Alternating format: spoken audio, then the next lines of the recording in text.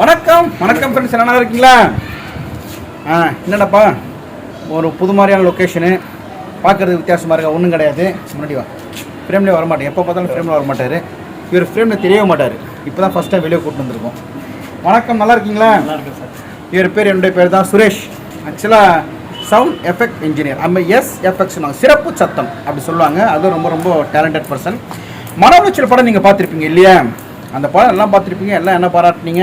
இதோ நம்ம டைரக்டர்லாம் பாராட்டுறீங்க. ஃப்ரேமில் வாப்பா, வர மாட்டேங்கிறாரு. Right, okay. அதில் ரைட், ஓகே, நான் நல்லா நினச்சிருக்கேன். சரி, ஓகே. மியூசிக் நல்லா இருக்குன்னு சொன்னீங்க. Right, okay. அதுக்கு பின்னாடி ஒரு விஷயம் இருக்குது. சின்ன சின்ன சத்தம் நல்லா பாருங்கள். ஒரு சீன் எல்லாமே நல்லா இருக்குன்னு சொன்னாங்க. பேனா பிடிச்சின்னு இருப்பேன், ஒரு சவுண்டு தானே, பேனா கீழே விட்டோன்னு ஒரு சவுண்டு, கிரிங்கிரின்னு சவுண்டு வரும். அது ஒன்று.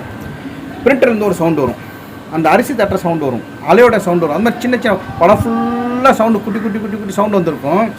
அந்த சவுண்டு எல்லாம் பண்ண நல்லா இருந்திருக்காது, அதுதான் உண்மை. ஸோ அந்த அந்த எல்லாத்துக்கும் கிரெடிட்ஸ் கோஸ்ட் இவர் தான், சுரேஷ் தான். ரொம்ப ரொம்ப தேங்க்ஸ். ரொம்ப ரொம்ப நல்லா இருந்துச்சு, ரொம்ப சந்தோஷம். Thank you sir. எனக்கு ஒரு டவுட் உங்ககிட்ட கேட்கலாமா? கேளுங்க சார். இந்த மியூசிக்கும் உங்களோட சிறப்பு சத்தத்துக்கும் உள்ள வித்தியாசம் என்ன சார்? ஒரு படத்துக்கு மியூசிக் எந்த அளவுக்கு முக்கியமோ அந்த அளவுக்கு சிறப்பு சத்தங்கள் முக்கியம். உதாரணம் எடுத்துக்கிட்டிங்கன்னா, இப்போ நீங்களும் நானும் பேசிக்கிட்டு இருக்கோம். அந்த நம்ம பேசுகிற இடம் எங்கேருந்து பேசுகிறோம், அது எந்த இடத்துலேருந்து பேசுகிறோம், மியூசிக்கை போட்டால் அந்த இடத்தோடைய டெப்த்து கிடைக்கவே கிடைக்காது. இப்போ உதாரணத்துக்கு ஒரு கோயிலுக்குள்ளே இருந்தால் கோயிலுக்குள்ளே என்ன மாதிரியான விஷயங்கள் நடக்கும்? நீங்கள் ஒரு மணி யாரோ அடிப்பாங்க, பூஜை நடக்கும், இந்த மாதிரி விஷயங்கள் இருந்தால் தான் அது கோயிலுன்றதே ரிஜிஸ்டர் ஆகும். ஸோ அப்படி ஒரு படத்துக்கு சவுண்ட் எஃபெக்ட்ஸ்ன்றது அந்த லொக்கேஷனை பொறுத்து பண்ணாதான் அந்த லொக்கேஷனில் நீங்கள் இருப்பீங்கன்றது ஒரு தெரியும். வெறும் மியூசிக்கை மட்டும் ஃபில் பண்ணிங்கன்னா அது லொக்கேஷன் இருக்கிற மாதிரி ஒரு ஒரு இதில் இருக்கும். உதாரணத்துக்கு இப்போ உங்களை நான் அடிக்க போகிறேன் அப்படின்னா, நான் அடித்து ஜஸ்ட் வீடியோவில் தெரிஞ்சிடும். ஆனால் அந்த சவுண்ட் போட்டால் மட்டும்தான் உங்களை நான் அடிச்சுன்றதே கிடையாது. மியூசிக்கில் அது பண்ண முடியாது. ஜஸ்ட் மியூசிக்ன்றது அந்த மூடை க்ரியேட் பண்ணுங்க தவிர, இப்போ ஒரு சேடாக இருக்கீங்கன்னா ஒரு சேட் க்ரியேட் பண்ணுங்க தவிர, மற்றபடி அந்த உங்களை அடிச்சுட்டேன் அப்படின்றத அது காட்டாது. Okay okay. ஸோ அதுக்கு ஸ்பெஷல் எஃபெக்ட்ஸ் ரொம்ப முக்கியம். பாருங்கள், இதெல்லாம் நம்மளுக்கு தெரியாது. ஆனால் படம் பார்க்குறப்ப ஈஸியாக பார்த்துருவோம். இதுக்கு பின்னாடி எவ்வளோ விஷயம் இருக்குது பாருங்கள். ஓகேவா? இந்த மன உளைச்சல் படத்தில் கடைசி சீன், நான் பீச்சில் படுத்துட்டு இருப்பேன். அப்போ அப்படியே தண்ணி வர சீனு, பறவை பறக்கிற சீனு, அந்த அண்டர் வாட்டர் கேமரா போகிறப்போ ஒரு மாதிரி சவுண்ட் வருது. அதில் எவ்வளோ கரெக்டாக எடுத்தீங்க? அதில் ஆக்சுவலாக நீங்கள் பார்த்தீங்கன்னா படத்தில் எடுத்து கொடுத்துட்டீங்க. எனக்கு கொடுத்ததுக்கப்புறம் பார்த்தீங்கன்னா அந்த பீச் சவுண்ட் அட்மாஸ்பியரில் நீங்கள் படுத்துருக்கீங்க. அடுத்து நீங்கள் என்ன போகிறீங்கன்னு யாருக்குமே தெரியாது. ஸோ அப்படி இருக்கும்போது நீங்கள் கொஞ்சம் ஷார்ட் உங்களை காட்டியிருப்பார் டேரக்டர். அதுக்கப்புறம் பார்த்தீங்கன்னா உங்களை காட்டவே மாட்டார். அதுக்கப்புறம் புறா பீச்சோட அடியிலேருந்து, அந்த அலையில் அடியிலேருந்து காட்டுற மாதிரி இருக்கும். ஸோ அப்படி பண்ணும்போது பார்த்தீங்கன்னா முடிஞ்ச அளவுக்கு நான் பீச் சவுண்டே ஆட் பண்ண முடியாது. ஸோ அதுக்கு அடியில் அண்டர் வாட்டரில் என்னென்ன இருக்குமோ அந்த சின்ன சின்ன விஷயங்களை மாற்றி பிச்சு ஷிஃப்ட் பண்ணி லேயர் பை லேயராக பண்ணி அதுக்கப்புறம் தான் அந்த எஃபெக்ட்ஸை நான் கொண்டு வர முடியும். சூப்பர், ரொம்ப கஷ்டப்பட்டுருக்கீங்க. ஆனால் தெரியல பார்த்தீங்களா? திரைக்கு பின்னால் அப்படின்னா திரைக்கு, ஆனால் உண்மை திரைக்கு பின்னால் கஷ்டப்படுறவங்க நிறைய பேர் இருக்காங்க, தெரியறதில்ல. ஆஹா, சுரேஷ் பாபு சூப்பர் நடிச்சிட்டாரு, அருமைப்பா, டைரக்ட் நல்லா பண்ணியிருப்பான், ஆனால் இவருமே எவ்வளோ எஃபெக்ட் போட்டுருக்காரு தெரியுங்களா? ரொம்ப ரொம்ப கஷ்டம். சுமாராக நீங்கள் எத்தனை படத்துக்கு நீங்கள் இந்த மாதிரி சிறப்பு சத்தம் கொடுத்துருக்கீங்க? கிட்டத்தட்ட ஒரு 100 படங்களுக்கு மேலே நான் பண்ணியிருக்கேன். அதுவும் ஒரு சில படங்களுக்கு பேர் இல்லாமையும் பண்ணியிருக்கேன், ரொம்ப பேரோடையும் பண்ணியிருக்கேன். ஸோ அப்படி பண்ணது ஒரு சில படங்கள் எங்ககிட்ட இருக்குது, ஒரு சில படங்கள் எங்கிட்ட இல்லை.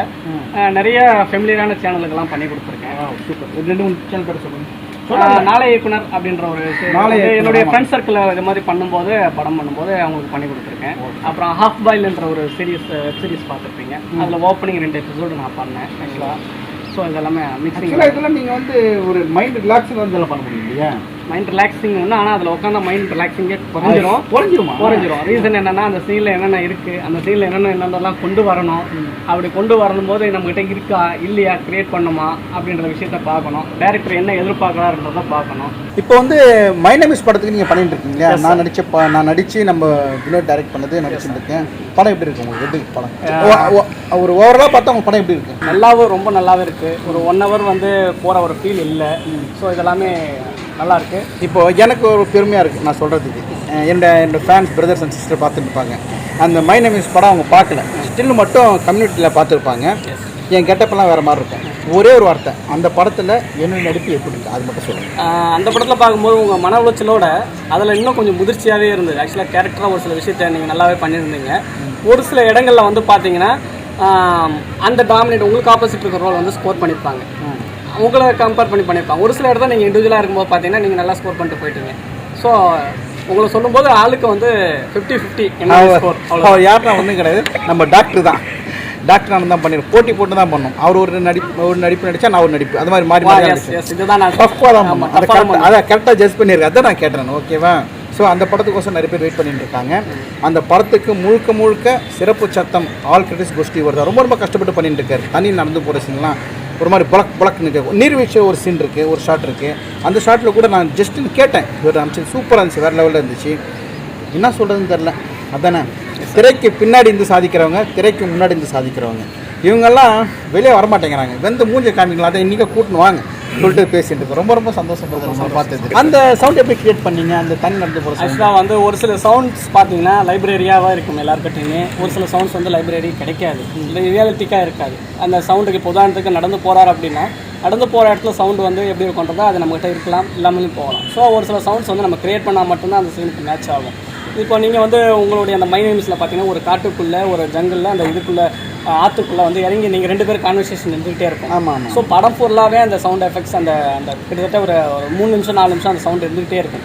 ஸோ அந்த சவுண்டுக்கு வந்து சின்ன விஷயங்கள்லாம் லேயர் பை லேயர் போட்டு அதுக்கப்புறம் ஒரு சில சவுண்டை நீங்கள் அந்த தண்ணிக்குள்ளேயே ஸ்டிக்கை வச்சுலாம் நடந்து போவீங்க. ஸோ நானும் ஒரு ஸ்டிக்கை வச்சு அந்த சவுண்டை க்ரியேட் பண்ணால் மட்டுமே அந்த சவுண்ட் அதில் வரும். அப்படி இல்லைன்னா அது வேற ஒரு ஃபீல் கொடுக்கும். ஸோ அந்த ஃபீல் கொடுக்குறது வீட்டில் கிடைக்கக்கூடிய சின்ன அந்த மெட்டீரியல்ஸை வச்சு நம்ம எப்படி ஃபோலி க்ரியேட் பண்ணணுமோ அது மாதிரி க்ரியேட் பண்ணி லேயர் பை லேயர் போடும்போது அது வந்து ரியலாக கொண்டு வந்துடும். சூப்பர் நல்லா சொன்னீங்க. எப்பயுமே ஒரு ட்ராக்கில் வந்து ஒரு சீன் ஃபில் ஆகாது. கிட்டத்தட்ட ஒரு 10 ட்ராக்கும் வாங்கும். ஒரு ட்ராக்லேயும் முடியும். ஒரு 10-15 ட்ராக் போட்டால் தான் அந்த சீனோட டெப்த்தே கிடைக்கும். ஓகே, இவ்வளோ கஷ்டம். இப்போ உதாரணத்துக்கு இந்த சரௌண்டிங் எடுத்துக்கிட்டிங்கன்னா, இந்த ஏரியாவில் நீங்கள் இருக்கீங்க, இந்த ஏரியாவில் என்னென்ன அட்மாஸ்பியர்லாம் இருக்குமோ அதெல்லாம் போட்டால் மட்டுமே நீங்கள் இங்கே இருக்கீங்க. இப்போ நம்ம 2 பேர் நிற்கிறோம், ஒரு பறவை பறந்து போகுது. கண்டிப்பாக இப்போ உதாரணத்துக்கு அந்த ஏரியாவில் காக்கா கத்துது, அந்த ஏரியாவில் கன்ஸ்ட்ரக்ஷன் நடக்குது. உதாரணத்துக்கு கீழே ஒரு பேசிக்கிட்டு இருக்காங்க. இப்போ அந்த சவுண்ட் அதில் கேட்கல, நீங்கள் கொடுத்தா தான் கேட்கும். எஸ், சூப்பராக சொன்னார். இப்போ ஒன்றும் இல்லை, இப்போ ஒரு கிளிப்பிங் வரும் பாருங்கள். நான் அந்த பேனா பிடிச்சிட்டு இருக்கேன், அந்த பிரிண்டர்லேருந்து ஒரு சவுண்டு வரும். இப்போ அந்த சவுண்டு இல்லாமல் இப்போ நீங்கள் பாருங்களேன், நான் வெயிட் பண்ணுறேன்.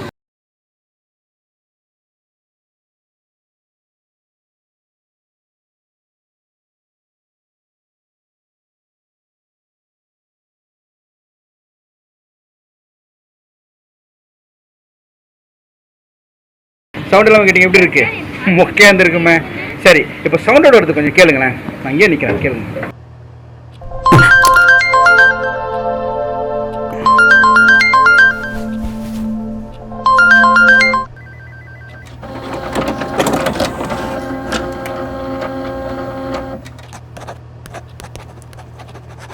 இப்போ பார்த்தீங்களா சவுண்டோட எப்படி இருக்கு? நல்லா இருக்குங்களா? அதாங்க, அதாவது படத்து சவுண்ட் இல்லாமல் பார்த்தா மியூசிக் இருக்கிற ரைட், ஓகே, நடிக்கிறது இருக்கிற அந்த பேக்கில் ஒரு சின்ன சத்தம் தான் படத்துக்கு ரொம்ப முக்கியம். இந்த மன உளைச்சலில் பார்த்துருப்பீங்க. இந்த மன உளைச்சல் படம் பண்ணுறப்பெல்லாம் எனக்கு வெறும் 1000 சப்ஸ்கிரைபர் 2000 பேர் தான் இருந்தாங்க.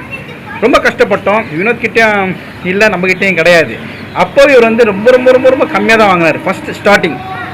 அப்புறம் இப்போ பண்ண போகிற இந்த பண்ணிட்டு இருக்க மை நேம் இஸ் அந்த படத்துக்கு 3 டிஜிட் 4 டிஜிட்னு வாங்கினேன். இவர் 1 டிஜிட்லாம் வாங்குறாரு. இப்படியே இருந்துடாதீங்க, சரி?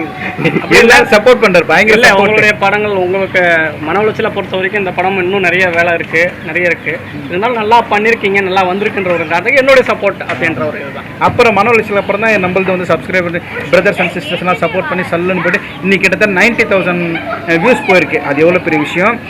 அது பின்னாடி இவர் இருக்கார். இந்த மாதிரி ஆளுங்க தான் நம்மளை ஹெல்ப் பண்ணுறது, சப்போர்ட் பண்ணுறது. நம்ம இல்லாதப்போ சப்போர்ட் பண்ணுறோம், நம்ம மறக்கக்கூடாது. ஞாபகம் வச்சுங்க. இப்போ இருக்குது ஒன்றும் இல்லை, அந்த மன உளைச்சல் படம் நாங்கள் எடுத்தோம் பிரதர். எடுத்துகிட்டு எதுவும் ரிலீஸ் பண்ணுறதுன்னு தெரில. எந்தில் போட்டால் ஒரு 15 பேர் தான் பார்ப்பாங்க, இல்லை 100 பேர் பார்ப்பாங்க. அந்த மாதிரி நிலமை தான் இருந்துச்சு. உண்மையாக சொன்ன ப்ராமிஸ். கடைசியில் சித்திரலட்சுமணன் சார் ஆஃபீஸில் போயிட்டு நான் வினோத் ஒரு 6 மணிலேருந்து நைட்டு 10 மணி நின்றுந்தோம். சார் வருவார் போடுவார், சார் வருவார் போடுவார், அவங்க சேனலில் போடுவாங்க, நிறைய பேர் பார்ப்பாங்க சொல்லிட்டு நானும் சொல்லியிருப்பேன். ஞாபகம் இருக்கும் உங்களுக்கு? மன உளைச்சல் படம் டூரிங் டாக்ஸில் ரிலீஸ் ஆகப்போ நான் சொல்லியிருக்கேன், கண்டிப்பாக ஞாபகம் இருக்கும். அப்படி நாங்கள் நின்றோம். அப்போ வந்து சார் வந்தார். சொல்லாம்ல? சொல்லுங்கள் சார். ரைட். அப்போ சார் வந்தார், அது கட் பண்ணி போட்டு சார் வந்தார்.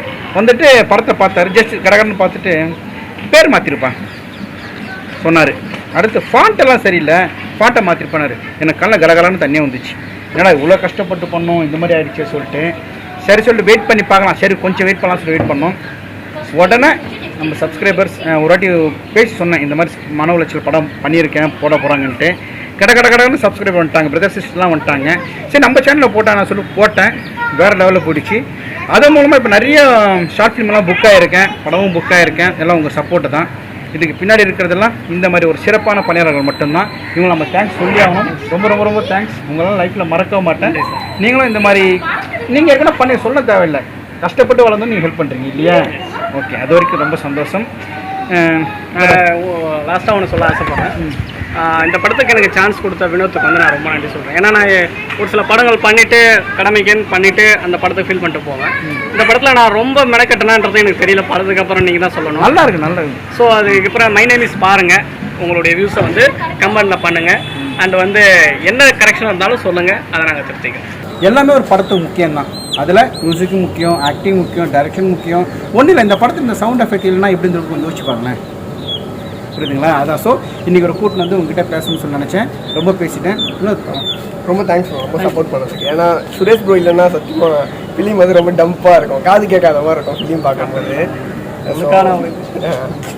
அதனால தான் நம்ம ஃபிலிமில் வந்து எப்பயுமே பார்த்தீங்கன்னா கேஸ்டிங் முடிஞ்சிச்சு, அடுத்தது நான் சவுண்ட் எஃபெக்ட்ஸ் தான் ஃபஸ்ட்டு போடுவேன், அதுக்கு அடுத்து தான் மியூசிக். சவுண்ட் எஃபெக்ட் வந்து ரொம்ப இம்பார்ட்டண்ட்டான ஒர்க். ஆனால் அது மேக்ஸிமம் தெரியல, நிறைய பேருக்கு பார்க்கும்போது எல்லாம் மியூசிக் நல்லா இருக்குன்னு சொல்லிடுறாங்க. இப்போ சுரேஷ் சார் சொன்னதால உங்களுக்கு தெரிஞ்சிருக்கும் இதோட சவுண்ட் எஃபெக்ட்ஸோட வேல்யூ என்னன்னு. ஓகேவா?